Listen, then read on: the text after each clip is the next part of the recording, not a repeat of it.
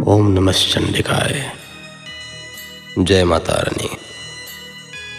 आप सुन रहे हैं श्री दुर्गा सप्तशती।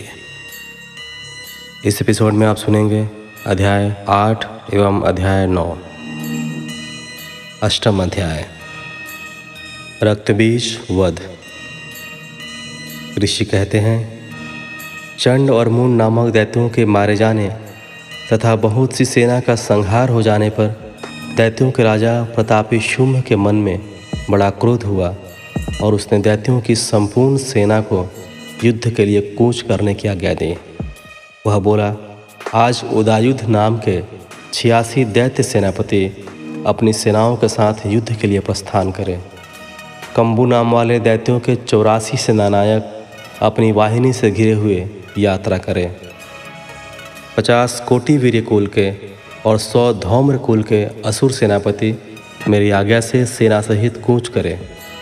कालक, दौहर्द, मौर्य और कालकेय असुर भी युद्ध के लिए तैयार हो मेरी आज्ञा से तुरंत प्रस्थान करें। भयानक शासन करने वाला असुरराज शुंभ इस प्रकार आज्ञा दे सहस्त्रों बड़ी बड़ी सेनाओं के साथ युद्ध के लिए प्रस्थित हुआ। उसकी अत्यंत भयंकर सेना आती देख चंडिका ने अपने धनुष की टंकार से पृथ्वी और आकाश के बीच का भाग गुंजा दिया।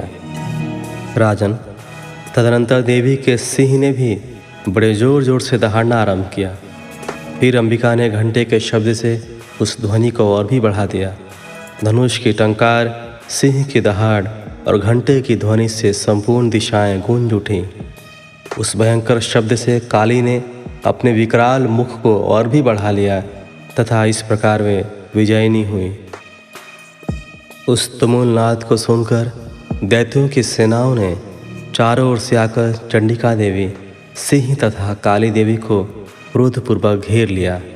राजन, इसी बीच में असुरों के विनाश तथा देवताओं के अभ्युदय के लिए ब्रह्मा, शिव, कार्तिकेय, विष्णु तथा इंद्र आदि देवों की शक्तियाँ जो अत्यंत पराक्रम और बल से संपन्न थीं, उनके शरीर से निकलकर उन्हीं के रूप में चंडिका देवी के पास गईं। जिस देवता का जैसा रूप, जैसी वेशभूषा और जैसा वाहन है, ठीक वैसे ही साधनों से संपन्न हो उसकी शक्ति असुरों से युद्ध करने के लिए आई। सबसे पहले हंस युक्त विमान पर बैठी हुई अक्षय सूत्र और कमंडलों से सुशोभित ब्रह्मा जी की शक्ति उपस्थित हुई, जिसे ब्रह्माणी कहते हैं। महादेव जी की शक्ति वृषभ पर आरूढ़ हो हाथों में श्रेष्ठ त्रिशूल धारण किए, महानाग का कंकण बहने, मस्तक में चंद्र रेखा से विभूषित हो वहाँ आ पहुँची। कार्तिकेय जी की शक्ति रूपा जगदम्बिका उन्हीं का रूप धारण किए श्रेष्ठ मयूर पर आरूढ़ हो हाथ में शक्ति लिए दैत्यों से युद्ध करने के लिए आई। इसी प्रकार भगवान विष्णु की शक्ति गरुड़ पर विराजमान हो शंख, चक्र, गदा, शार्ंग, धनुष तथा खड्ग हाथ में लिए वहाँ आई। अनुपम यज्ञ वराह का रूप धारण करने वाले श्री हरि की जो शक्ति है वह भी वराह शरीर धारण करके वहाँ उपस्थित हुई। नारसिंह शक्ति भी नृसिंह के समान शरीर धारण करके वहाँ आई। उसकी गर्दन के बालों के झटके से आकाश के तारे बिखर पड़ते थे। इसी प्रकार इंद्र की शक्ति वज्र हाथ में लिए गजराज ऐरावत पर बैठकर आई। उसके भी सहस्त्र नेत्र थे। इंद्र का जैसा रूप है वैसा ही उसका भी था। तदनंतर उन देव शक्तियों से घिरे हुए महादेव जी ने चंडिका से कहा, मेरी प्रसन्नता के लिए तुम शीघ्र ही इन असुरों का संहार करो। तब देवी के शरीर से अत्यंत भयानक और परम उग्र चंडिका शक्ति प्रकट हुई, जो सैकड़ों गिदड़ियों की भांति आवाज़ करने वाली थी। उस अपराजिता देवी ने धूमिल जटा वाले महादेव जी से कहा, भगवान, आप शुंभ निशुंभ के पास दूत बनकर जाइए और उन अत्यंत गर्वीले दानव शुंभ और निशुंभ दोनों से कहिए, साथ ही उनके अतिरिक्त भी जो दानव युद्ध के लिए वहाँ उपस्थित हों उनको भी यह संदेश दीजिए, दैत्यों, यदि तुम जीवित रहना चाहते हो तो पाताल को लौट जाओ। इंद्र को त्रिलोकी का राज्य मिल जाए और देवता यज्ञ भाग का उपभोग करें। यदि बल के घमंड में आकर तुम युद्ध की अभिलाषा रखते हो तो आओ, मेरी शिवाएं तुम्हारे कच्चे मांस से तृप्त हों। चूँकि उस देवी ने भगवान शिव को दूत के कार्य में नियुक्त किया था, इसलिए वह शिवदूती के नाम से संसार में विख्यात हुए। वे महादैत्य भी भगवान शिव के मुँह से देवी के वचन सुनकर क्रोध में भर गए और जहाँ कात्यायनी विराजमान थी उस ओर बढ़े। तदनंतर वे दैत्य अमर्ष में भरकर पहले ही देवी के ऊपर बाण, शक्ति और रिष्टि आदि अस्त्रों की वृष्टि करने लगे। तब देवी ने भी खेल खेल में ही धनुष की टंकार की और उससे छोड़े हुए बड़े बड़े बाणों द्वारा दैत्यों के चलाए हुए बाण, शूल, शक्ति और फरसों को काट डाला। फिर काली उनके आगे होकर शत्रुओं को शूल के प्रहार से विदीर्ण करने लगी और खटवांग से उनका कचूमर निकालती हुई रणभूमि में विचरने लगी। ब्रह्माणी वे जिस ओर दौड़ती उसी ओर अपने कमंडलों का जल छिड़ककर शत्रुओं के ओज और पराक्रम को नष्ट कर देती थी। माहेश्वरी ने त्रिशूल से तथा वैष्णवी ने चक्र से और अत्यंत क्रोध में भरी हुई कुमार कार्तिकेय जी की शक्ति से दैत्यों का संहार आरंभ किया। इंद्र शक्ति के वज्र प्रहार से विदीर्ण हो सैकड़ों दैत्य दानव रक्त की धारा बहाते हुए पृथ्वी पर सो गए। वाराही शक्ति ने कितनों को अपनी थुथुन की मार से नष्ट किया। दाढ़ों के अग्रभाग से कितनों की छाती छेद डाली तथा कितने ही दैत्य उसके चक्र की चोट से विदीर्ण होकर गिर पड़े। नारसिंही भी दूसरे महादैत्यों को अपने नखों से विदीर्ण करके खाती और सिंहनाद से दिशाओं एवं आकाश को गुंजाती हुई युद्ध क्षेत्र में विचरने लगी। कितने ही असुर शिवदूती के प्रचंड अट्टहास से अत्यंत भयभीत हो पृथ्वी पर गिर पड़े और गिरने पर उन्हें शिवदूती ने उस समय अपना ग्रास बना लिया। इस प्रकार क्रोध में भरे हुए मातृगणों को नाना प्रकार के प्रयोगों से बड़े बड़े असुरों का मर्दन करते देख दैत्य सैनिक भाग खड़े हुए। मातृगणों से पीड़ित दैत्यों को युद्ध से भागते देख रक्तबीज नामक महादैत्य क्रोध में भरकर युद्ध करने के लिए आया। उसके शरीर से जब रक्त की बूंदें पृथ्वी पर गिरती तब उसी के समान शक्तिशाली एक दूसरा महादैत्य पृथ्वी पर पैदा हो जाता। महासुर रक्तबीज हाथ में गदा लेकर इंद्र शक्ति के साथ युद्ध करने लगा। तब ऐन्द्री ने अपने वज्र से रक्तबीज को मारा। वज्र से घायल होने पर उसके शरीर से बहुत सा रक्त चूने लगा और उससे उसी के समान रूप तथा पराक्रम वाले योद्धा उत्पन्न होने लगे। उसके शरीर से रक्त की जितनी बूंदें गिरी उतने ही पुरुष उत्पन्न हो गए। वे सब रक्तबीज के समान ही वीर्यवान, बलवान और पराक्रमी थे। वे रक्त से उत्पन्न होने वाले पुरुष भी अत्यंत भयंकर अस्त्र शस्त्रों का प्रहार करते हुए वहाँ मातृगणों के साथ घोर युद्ध करने लगे। पुनः वज्र के प्रहार से जब उसका मस्तक घायल हुआ तब रक्त बहने लगा और उससे हजारों पुरुष उत्पन्न हो गए। वैष्णवी ने युद्ध में रक्तबीज पर चक्र का प्रहार किया तथा ऐन्द्री ने उस दैत्य सेनापति को गदा से चोट पहुंचाई। वैष्णवी के चक्र से घायल होने पर उसके शरीर से जो रक्त बहा और उससे जो उसी के बराबर आकार वाले सहस्त्रों महादैत्य प्रकट हुए, उनके द्वारा संपूर्ण जगत व्याप्त हो गया। कौमारी ने शक्ति से, वराही ने खड्ग से, माहेश्वरी ने त्रिशूल से महादैत्य रक्तबीज को घायल किया। क्रोध में भरे हुए उस महादैत्य रक्तबीज ने गदा से सभी मातृशक्तियों पर पृथक पृथक प्रहार किया। शक्ति और शूल आदि से अनेक बार घायल होने पर जो उसके शरीर से रक्त की धारा पृथ्वी पर गिरी, उससे भी निश्चय ही सैकड़ों असुर उत्पन्न हुए। इस प्रकार उस महादैत्य के रक्त से प्रकट हुए असुरों द्वारा संपूर्ण जगत व्याप्त हो गया। इससे उन देवताओं को बड़ा भय हुआ। देवताओं को उदास देख चंडिका ने काली से शीघ्रतापूर्वक कहा, चामुंडे, तुम अपना मुख और भी फैलाओ तथा मेरे शस्त्रपात से गिरने वाले रक्त बिंदुओं और उनसे उत्पन्न होने वाले महादैत्यों को तुम अपने इस उतावले मुख से खा जाओ। इस प्रकार रक्त से उत्पन्न होने वाले महादैत्यों का भक्षण करती हुई तुम रण में विचरती रहो। ऐसा करने से उस दैत्य का सारा रक्त क्षीण हो जाने पर वह स्वयं भी नष्ट हो जाएगा। उन भयंकर दैत्यों को जब तुम खा जाओगे तब दूसरे नए दैत्य उत्पन्न नहीं हो सकेंगे। काली से यूँ कहकर चंडिका देवी ने शूल से रक्तबीज को मारा और काली ने अपने मुख में उसका रक्त ले लिया। तब उसने वहाँ चंडिका पर गदा से प्रहार किया, किंतु उस गदापात ने देवी को तनिक भी वेदना नहीं पहुँचाई। रक्तबीज के घायल शरीर से बहुत सा रक्त गिरा, किंतु ज्यों ही वह गिरा त्यों ही चामुंडा ने उसे अपने मुख में ले लिया। रक्त गिरने से काली के मुख में जो महादैत्य उत्पन्न हुए उन्हें भी वह चढ़ कर गई और उसने रक्तबीज का रक्त भी पी लिया। तदनंतर देवी ने रक्तबीज को, जिसका रक्त चामुंडा ने पी लिया था, वज्र, बाण, खड्ग तथा रिष्टि आदि से मार डाला। राजन, इस प्रकार शस्त्रों के समुदाय से आहत एवं रक्तहीन हुआ महादैत्य रक्तबीज पृथ्वी पर गिर पड़ा। नरेश्वर, इससे देवताओं को अनुपम हर्ष की प्राप्ति हुई और मातृगण उन असुरों के रक्तपान के मत से उद्यत सा होकर नृत्य करने लगा। इस प्रकार 8वां अध्याय पूर्ण हुआ। 9वां अध्याय।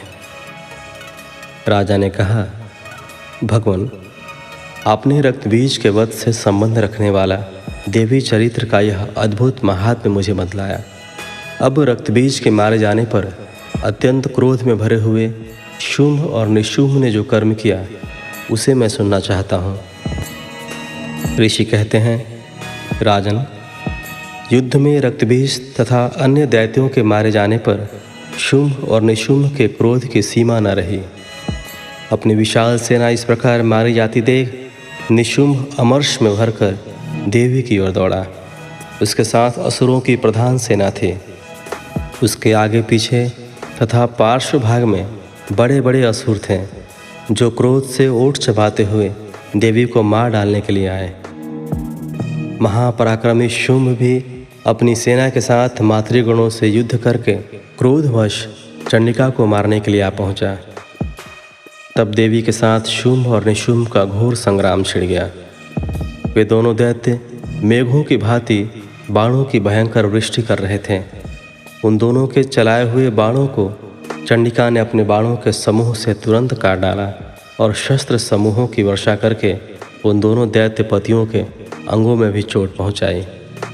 निशुंभ ने तीखी तलवार और चमकती हुई ढाल लेकर देवी के श्रेष्ठ वाहन सिंह के मस्तक पर प्रहार किया।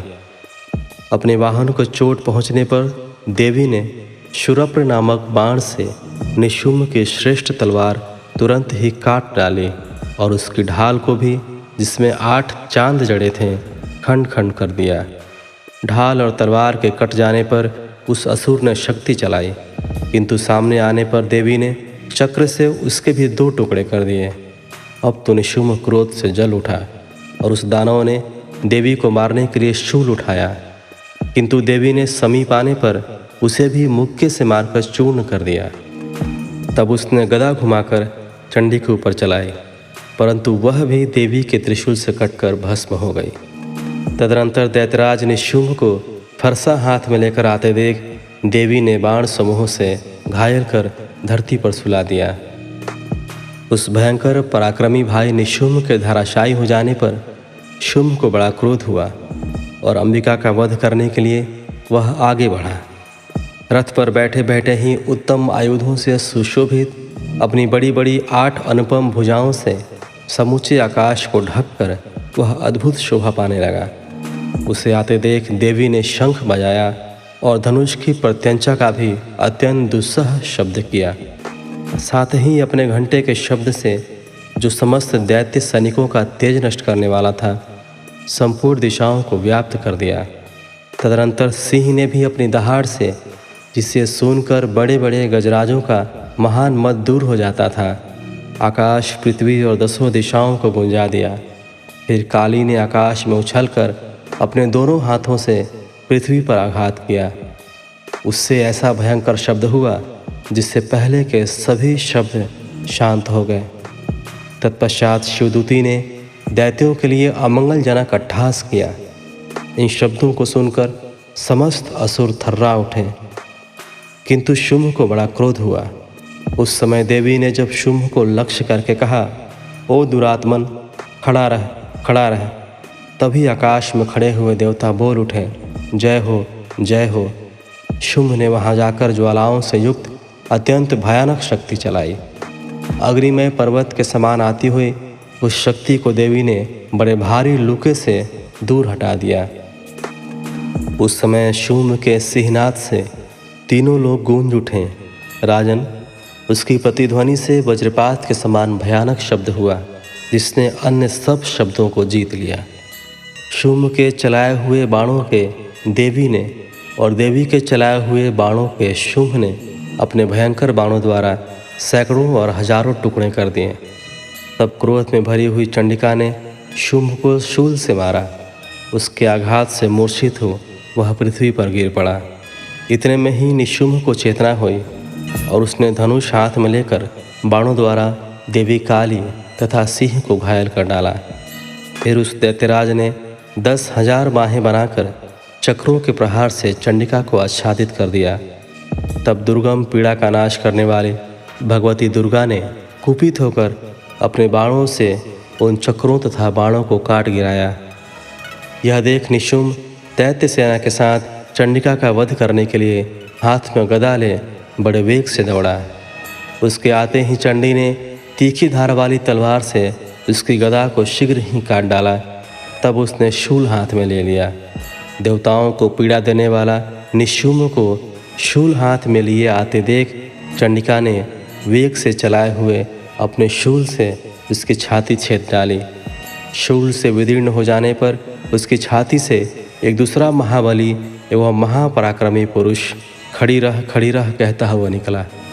उस निकलते हुए पुरुष की बात सुनकर देवी ठठाकर हंस पड़ी और खड्ग से उन्होंने उसका मस्तक काट डाला। फिर तो वह पृथ्वी पर गिर पड़ा। तदनंतर सिंह ही अपनी दाढ़ों से असुरों की गर्दन कुचलकर खाने लगा। यह बड़ा भयंकर दृश्य था। उधर काली तथा शिवदूती ने भी अन्यान्य दैत्यों का भक्षण आरंभ किया। कौमारी की शक्ति से विदीर्ण होकर इतने ही महादैत्य नष्ट हो गए। ब्रह्माणी के मंत्रपूत जल से निस्तेज होकर कितने ही भाग खड़े हुए। कितने ही दैत्य महेश्वरी के त्रिशूल से छिन्न भिन्न हो धराशायी हो गए। वराही के थुथुन के आघात से कितनों का पृथ्वी पर कचूमर निकल गया। वैष्णवी ने भी अपने चक्र से दानवों के टुकड़े टुकड़े कर डाले। ऐन्द्री के हाथ से छूटे हुए वज्र से भी कितने ही प्राणों से हाथ धो बैठे। कुछ असुर नष्ट हो गए, कुछ उस महायुद्ध से भाग गए तथा कितने ही काली, शिवदूती तथा सिंह के ग्रास बन गए। इस प्रकार 9वां अध्याय पूर्ण हुआ। इस एपिसोड में आपने अध्याय 8 एवं अध्याय 9 का श्रवण किया। अगले एपिसोड में आप सुनेंगे अध्याय 10, 11 एवं 12। तो मिलते हैं आपसे अगले एपिसोड में। जय माता रानी।